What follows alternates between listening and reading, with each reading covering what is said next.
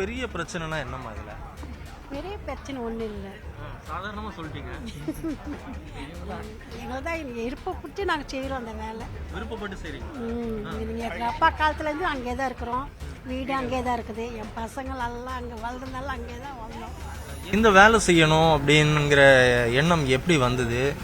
எனக்கு இந்த வேலை செய்யணுன்றது வந்து இது பொது 4 பேருக்கு ஒரு இது செய்யுது இல்லையா, இது ஒரு புண்ணியம் தானே. இதெல்லாம் ஒரு புண்ணியம்.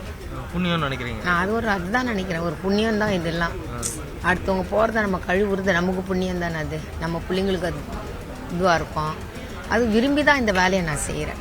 டாய்லெட்ல வந்து பப்ளிக் வரும்போது அவங்களால வரக்கூடிய மிகப்பெரிய பிரச்சனை என்ன, குடிகாரங்க வராங்க, சாப்பிட்டுட்டு புட்டி என்ன பண்ணுறாங்க, அது உள்ளே போட்டு வந்துடுறாங்க. கிளாஸ் உள்ளே அது உள்ளவே போட்டுடுறாங்க. யாருன்னா போகும்போது பார்த்தா ரொம்பி போகுது. அப்போ என்ன பண்ணுறது, வந்துமா அடைச்சிடுச்சுமா அப்படின்னு மேலே அப்படி நிற்கும். என்ன பண்ணுறதுன்ட்டு கையை விட்டு எடுப்பேன். நல்லா இவ்வளோ பெருசு இருக்கும். க்ளவுஸ் எல்லாம் போட்டுப்பீங்களா? இல்லை, அது இன்னும் எங்களுக்கு கொடுக்காமையே எடுத்துட்டு சோப் போட்டு கை கழிப்பேன். இப்போ வரக்கூடிய பப்ளிக் வந்து பண்ணக்கூடிய மிகப்பெரிய பிரச்சனைனா என்ன? போதை தான் சார். போதை கெஞ்சா உள்ள வந்து ஒளிச்சே வைக்கிறாங்க. இதுவும் ஒரு வேலை தானே சார். இதுவும் நம்ம செஞ்சுதானே ஆகணும். இப்போ இதுவும் ஒரு வேலை தானே சார். இதையும் எப்படி விட்டுட்டானா யார் தான் இது பண்ணுவாங்க? சென்னை சிட்டி முழுக்க நிறைய இடங்கள்ல பப்ளிக் டாய்லெட் இருக்கு. ஆனா பல இடங்கள்ல உள்ளேயே போக முடியாத ஒரு சூழல். ஏன்னா அவ்வளவு ஒரு அசுத்தமா இருக்கு. இதுக்கு காரணம் யாரு? எவ்வளவுதான் இவங்க வந்து கிளீன் பண்ணாலும் கூட திரும்ப திரும்ப பப்ளிக் வந்து ஒரு காமன் சென்ஸே இல்லாம கண்டபடி அதை யூஸ் பண்றது, ஒழுங்கா கிளீன் பண்ணாம போறது, தண்ணி ஊத்தாம போறது வந்து பலவிதமான பிரச்சனைகளுக்கு உருவாக்குது. இந்த மாதிரியான தூய்மை பணியாளர்கள் நிறைய இருக்காங்க. இவங்களுடைய வாழ்க்கை தரம் எப்படி இருக்கு, இவங்க சந்திக்கக்கூடிய பிரச்சனை என்ன அப்படிங்கறது குறித்து பேசலாம். வணக்கம் சார். ரொம்ப வருஷமா இந்த கிளீனிங்ல இருக்கீங்கன்னு கேள்விப்பட்டோம். 2 பேரும் குடும்பமா கூட இதை பண்ணிட்டு இருக்கீங்க. உங்க பேர் என்ன, எந்த இடத்துல கிளீன் பண்றீங்க? ராம்நகர் ஐசோசியல் லிமிட்ல வருது. 120 டிவிஷனு. இந்த டிவிஷனில் கந்தப்பத்தூர் பப்ளிக் பாத்ரூம் இருக்குது. அந்த வந்து அவங்க அப்பாத்துலேருந்து அவங்க பண்ணியிருந்தாங்க. அவங்க அப்பா காலமாயிட்டாரு. அப்போ வந்து இவங்க பண்ணிக்கிறாங்க. என் ஒய்ஃபு போலம்மான்ட்டு. அவங்க கூட நான் வந்து பண்ணுவேன். கூட தம்பி பாஸ்கர். இவங்க 2 பேர் தான். சொந்த ஊர் இது? அந்த தாங்க அங்கே பிறந்து வந்ததெல்லாம். சரி, அங்கே பிறந்து வந்ததெல்லாம். பப்ளிக் டாய்லெட்டை யூஸ் பண்ணும்போது அது எப்படி இருக்கு அந்த லைஃப் என்ன பண்ண வந்து பழகிச்சு இது. சரி பண்ணி அவங்களாம் கேட்க முடியல, செய்யல. அந்த பண்ணுறவங்கள வராங்க, 5 நிமிஷம் இருக்கிறாங்க, அது பண்ணிட்டு போயிடுறாங்க. திருப்பி வந்து அந்த அதிகாரம் நம்ம பதில் சொல்ல முடியல. இப்போ பெரிய பிரச்சனைனா என்னம்மா இதுல? பெரிய பிரச்சனை ஒன்றும் இல்லை. சாதாரணமா சொல்லிட்டீங்க. எங்களை தான் விருப்பப்பட்டு நாங்கள் செய்கிறோம் அந்த வேலை. விருப்பப்பட்டு செய்றீங்க. நீங்கள் எங்கள் அப்பா காலத்துலேருந்து அங்கே தான் இருக்கிறோம். வீடு அங்கே தான் இருக்குது. என் பசங்கள் எல்லாம் அங்கே வளர்ந்தனால அங்கே தான் வளர்ந்தோம். என்ன சம்பளம் வாங்குறீங்க? அப்போ சம்பளம் இப்போ சம்பளம் தான் கொடுக்குறாங்க. 6500 ரூபாய் தராங்க. தினம் இந்த மாதிரியான ஒரு மலத்தை பார்த்துக்கிட்டு அதுல தான் உங்களுடைய வாழ்க்கைங்கிறப்போ எப்படி இருக்கும்? நல்லா தான் இருக்குது. நல்லா இருக்குங்கிறீங்க? நல்லா தான் இருக்குது. எங்களுக்கு பழகிட்டோம். நாங்கள் சிரிச்சுக்கிட்டே சொல்றீங்களே. பழகிட்டவங்களுக்கு நான் எங்கேயும் போக மாட்டோம், செய்ய மாட்டோம். அதை நம்பிக்கை இருப்போம் நாங்கள். இல்லை, ஒரு 2 நாள் நீங்க அந்த வேலையை செய்யலைன்னா அது என்ன ஆகும்? என்ன அவங்க கெட்டு போய் நல்லா இருக்காது, அசிங்கமாக இருக்கும். 4 பேருக்கு வரதை செய்யுது. உடம்பு சேரலான்னா நாங்கள் ஏந்திக்கின்னு சேர்ந்துப்போம். ஒரு விளையாட்டு இவர் இல்லைன்னா நானே ஏந்திக்கின்னு இப்போ ஆப்ரேஷன் பண்ணால் நானே ஏந்திக்கி பெருக்கி செய்வேன். அப்புறம் எங்கள் வீட்டுக்காரர் வந்தால் எங்கள் வீட்டுக்காரர் சுத்தமாக இருக்கணும் இடம். இல்லை இல்லை, பக்கத்தில் வீடு தான் எங்களுது. ஒரு கல் இது அதெல்லாம் சுத்தமாக இருக்குது எங்களுக்கு. எங்களது வரைக்கும் எங்கள் வீடு மாதிரி நாங்கள் பார்த்துக்கின்னு அது மாதிரி. அங்கே ஒரு கோயில் இருக்குது, இந்த எதிரில் ஒரு கோயில் இருக்கும், உள்ளே கோயில் இருக்குது.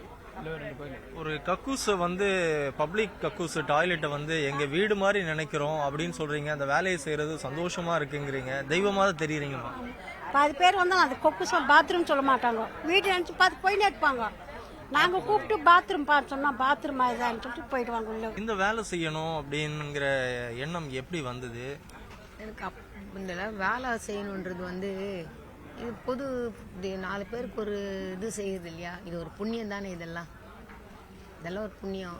புண்ணியம்னு நினைக்கிறீங்க? நான் அதுதான் நினைக்கிறேன், ஒரு புண்ணியம் தான் இதெல்லாம். அடுத்தவங்க போகிறத நம்ம கழுவுறது நமக்கு புண்ணியம் தானே. அது நம்ம பிள்ளைங்களுக்கு அது இதுவாக இருக்கும். அது விரும்பி தான் இந்த வேலையை நான் செய்கிறேன். உங்களை எப்படி பார்ப்பாங்க? அவங்க பார்ப்பாங்கன்றதுனால நான் வேலை செய்யலை. எனக்கு பழப்பு வேணும், என் பிள்ளைங்கள நான் வளர்க்கணும், நான் சாப்பிடணும், இதுக்கு ஊதியம் வேணும். அதனால நான் உழைக்கிறேன், எனக்கு சம்பளம் கொடுக்குறாங்க, அதை வச்சு என் குடும்பத்தை நடத்திக்கிட்டு போகிறேன். டாய்லெட்ல வந்து பப்ளிக் வரும்போது அவங்களால வரக்கூடிய மிகப்பெரிய பிரச்சனைனா என்ன? பிரச்சனை என்ன, குடிகாரங்க வராங்க, சாப்பிட்டுட்டு புட்டி என்ன பண்ணுறாங்க, அது உள்ளே போட்டு வந்துடுறாங்க.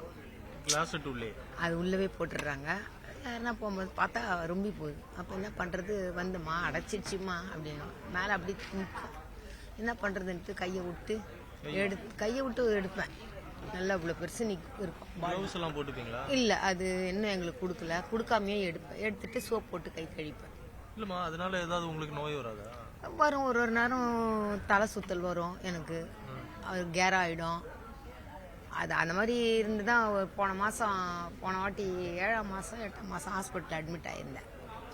ஒரு 5 நாள் அட்மிட் ஆகிருந்தேன் தலை சுத்தலால். சரி, இப்போ ஆம்பளைங்களை பொறுத்த வரைக்கும் இந்த மாதிரி பாட்டில், பாக்கு, சிகரெட்டு இதெல்லாம் போடுவாங்க. லேடிஸ் வந்து அந்த பேடுங்க போட்டு போயிடுங்க, மூலையிலேயே வச்சுட்டு போயிடும், துணி பேடெல்லாம். என்ன பண்ணுறது, ஒப்பி வாரி தானே ஆகணும். இஷ்டப்பட்டு வந்துட்டோம் நம்ம இந்த தொழிலுக்கு, இதெல்லாம் செஞ்சு தானே ஆகணும். சலிச்சிக்க முடியுமா? சரி, சொல்லலாம்ல இந்த மாதிரி. அவங்க வந்தவங்க போட்டு போனவங்க யாருன்னு தெரிஞ்சாதானே சொல்ல முடியும். பாத்ரூமுக்கு வராங்க போறாங்கன்றதுனால தான் நம்ம உக்காந்துட்டு இருக்கோம் வெளியே. தண்ணி ஊத்துவாங்களா?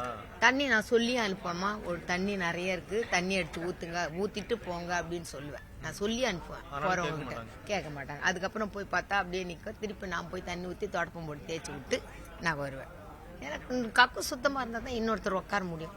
இதே ஒரு இன்ஃபெக்ஷன் ஆயிடுச்சுன்னா வேற ஒருத்தருக்கு வேற ஏதாவது பிரச்சனைகள் அங்க நடக்குமா?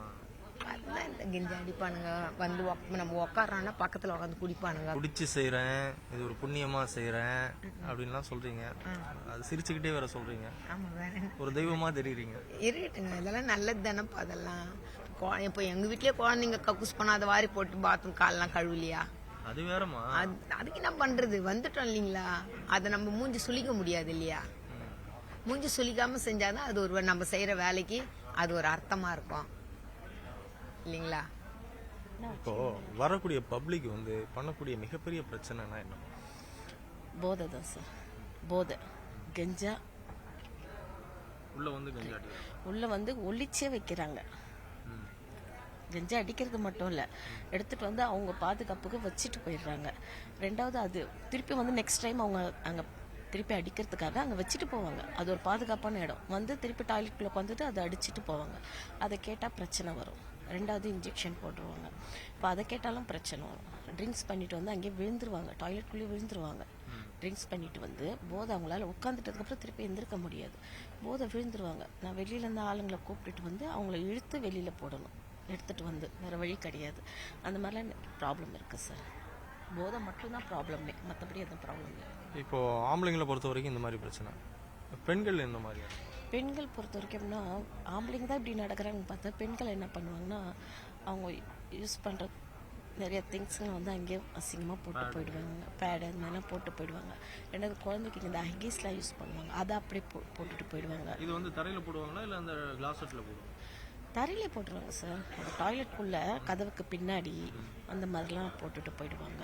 இப்போ இவங்க இந்த டீமே வந்து க்ளீன் பண்ணும்போது நிறையா தடவை ஃபோட்டோஸ்லாம் எடுத்து அனுப்பியிருக்கிறாங்க.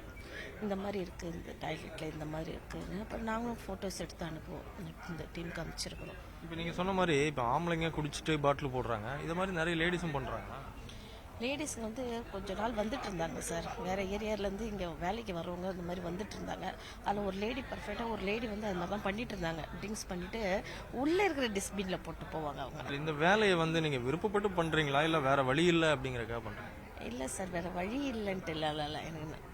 எங்களுக்கு எல்லா வேலையும் தெரியும். நான் படிச்சிருக்கிறேன். என்ன படிச்சிருக்கீங்க? நான் +2 பண்ணியிருக்கிறேன் சார். எனக்கு வேலை இல்லைன்ட்டு இல்லை, ஆக்சுவலி எனக்கு பிடிச்சிருக்கு.